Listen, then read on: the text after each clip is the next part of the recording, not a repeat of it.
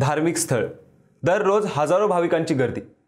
नेत्रावती नदीच्या काठावर वसलेलं धर्मस्थळ या पवित्र जागेच्या मातीत पुरले गेलेत शेकडो पीडित महिलांचे शव. धर्माच्या नावाखाली घडतंय घोर अधर्म. नमस्कार, मी अर्णित जोशी आणि आपण पाहत आहात कट टू कट. कर्नाटकातील धर्मस्थळ हे केवळ गाव म्हणून नाही, तर श्री मंजुनाथ, धर्मदेव, चंद्रनाथ आणि कुमारस्वामी अशा देवतांच्या हजारो वर्ष जुन्या मंदिरांसाठी ओळखलं जातं. दररोज 2 ते 3 हजार भाविकांची गर्दी.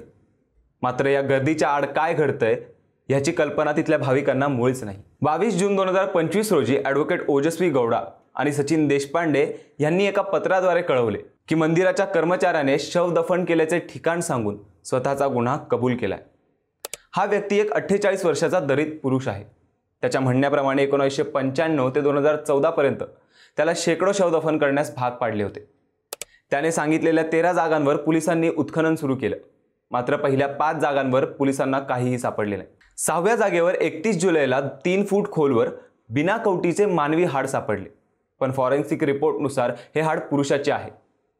अजून 7 ठिकाणी उत्खनन सुरू आहे. आजपर्यंत धर्मस्थळ येथे 367 स्त्रिया बेपत्ता असल्याची नोंद केली गेली, ज्यात एक शाळकरी मुलगी आणि ॲसिड हल्ल्याचा शिकार झालेली एक 17 वर्षाची तरुणी देखील आहे. 2012ला एका 17 वर्षाच्या तरुणीवर बलात्कार करून तिचा खून करण्यात आला. तिच्या कुटुंबाने थेट मंदिराच्या व्यवस्थापनावर बोट ठेवले.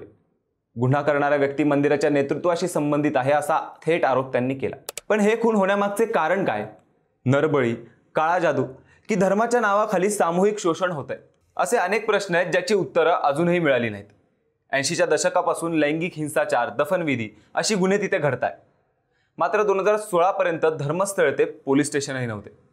कदाचित हेच कारण आहे की तिथली गुन्हे अजूनही गुप्त आहेत. सध्या कर्नाटकचे पोलीस महासंचालक प्रणव मोहंती यांच्या देखरेखीखाली SIT कमिटीने तपास सुरू केला.